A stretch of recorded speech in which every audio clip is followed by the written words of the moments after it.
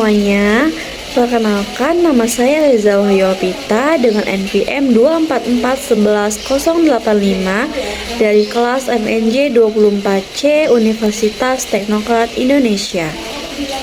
Pada video kali ini, saya akan membahas materi tentang badan usaha dan para pembantunya dalam kegiatan usaha. Materi ini penting karena berkaitan langsung dengan aktivitas ekonomi yang sering kita temui dalam kehidupan sehari-hari, baik secara pelaku usaha maupun sebagai konsumen.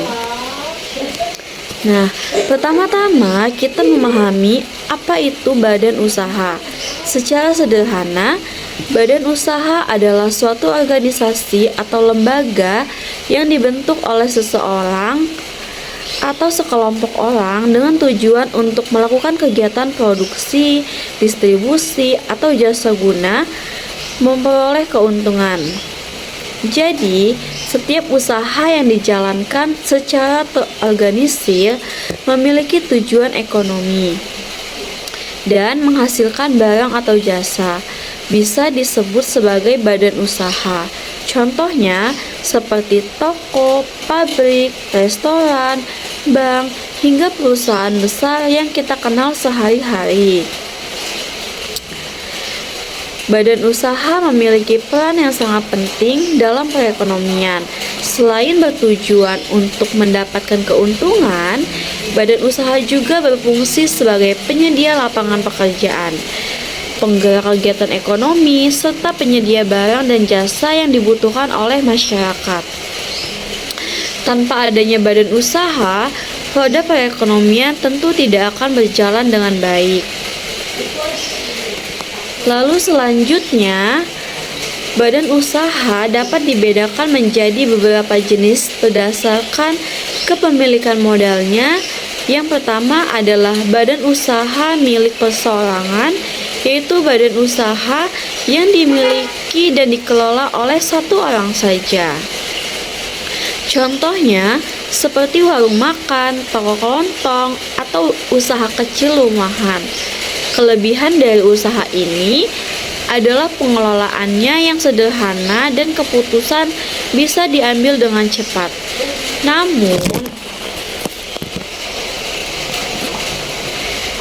Namun, resikonya juga ditanggung oleh pemilik usahanya sendiri. Lalu, jenis yang kedua adalah badan usaha milik swasta atau sering disebut BUMS. Nah, badan usaha ini dimiliki oleh pihak swasta, baik oleh perorangan maupun kelompok. Contohnya seperti CP, firma, PT, dan koperasi. Badan usaha milik swasta biasanya memiliki modal yang lebih besar dibandingkan usaha perseorangan dan dikelola secara lebih profesional. Kemudian, yang ketiga adalah badan usaha milik negara atau BUMN. BUMN adalah badan usaha yang sebagian atau seluruh modalnya dimiliki oleh negara. Contohnya seperti Pertamina, PLN, dan Bank BRI. Tujuan BUMN tidak hanya untuk mencari keuntungan, tetapi juga untuk memberikan pelayanan kepada masyarakat serta mendukung pembangunan nasional.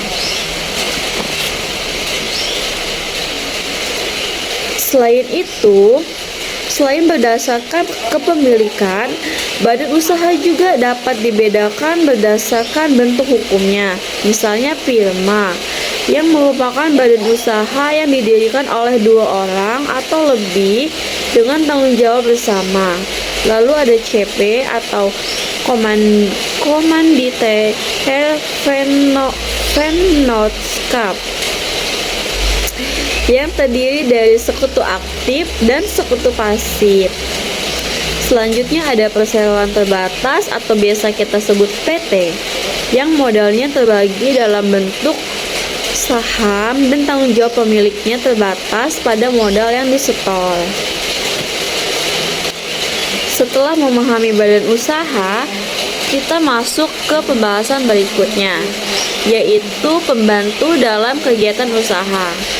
Nah, pembantu badan usaha adalah pihak-pihak yang membantu kelancaran kegiatan usaha agar bisa berjalan dengan baik dan efisien. Walaupun mereka tidak terlibat langsung sebagai pemilik usaha, tapi peran mereka itu sangat penting dalam mendukung aktivitas usaha tersebut. Pembantu badan usaha yang pertama adalah bank. Bank berperan sebagai lembaga keuangan yang menyediakan layanan penyimpanan dana, pemberian kredit, serta sistem pembayaran. Bagi badan usaha, bank sangat membantu dalam hal permodalan, transaksi keuangan, dan pengelolaan keuangan perusahaan. Selanjutnya adalah asuransi. Asuransi ini berfungsi untuk memberikan perlindungan terhadap risiko kerugian yang mungkin terjadi dalam kegiatan usaha, seperti kebakaran, kecelakaan, atau kehilangan barang. Dengan adanya asuransi ini, badan usaha dapat meminimalkan risiko kerugian yang tidak terduga. Lalu, pembantu usaha berikutnya adalah perusahaan pengangkutan. Nah, perusahaan ini berperan dalam menyalurkan barang dari produsen ke konsumen. Tanpa jasa transportasi, distribusi barang akan terhambat dan kegiatan usaha tidak bisa berjalan secara optimal. Kemudian, ada perusahaan pergudangan yang berfungsi sebagai tempat penyimpanan barang sebelum didistribusikan. Gudang ini tuh sangat penting untuk menjaga kualitas barang dan mengatur ketersediaan stok agar tetap stabil.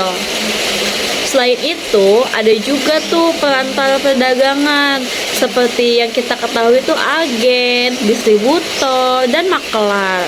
Mereka itu berperan sebagai penghubung antara produsen dan juga konsumen. Nah, kalian tahu, dengan adanya perantara ini, proses pemasaran dan penjualan produk itu menjadi lebih luas dan juga efektif.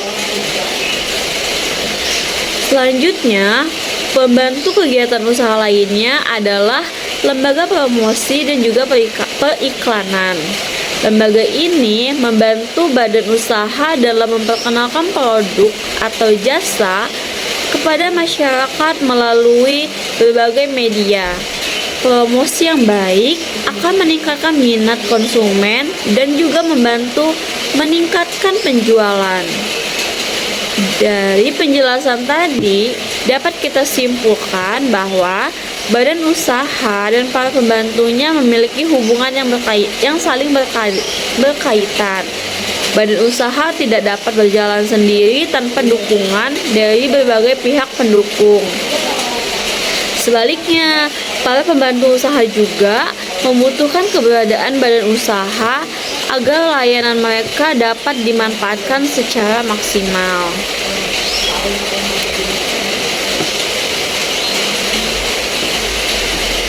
Oke, sebagai penutupnya dapat kita simpulkan bahwa badan usaha merupakan pelaku utama dalam kegiatan ekonomi. Sedangkan para pembantunya berperan sebagai bentuk pendukung agar kegiatan usaha dapat berjalan dengan lancar, efisien, dan juga berkelanjutan. Dengan memahami materi ini, kita dapat lebih menghargai proses bisnis yang terjadi di sekitar kita dan menambah wawasan dalam bidang manajemen dan juga ekonomi. Sekian penjelasan dari saya. Saya Reza Wahyu Opita. Terima kasih sudah menonton video ini. Semoga bermanfaat dan menambah ilmu pengetahuan. Jangan lupa untuk like, komen, dan share. Sampai jumpa di video berikutnya. Dadah!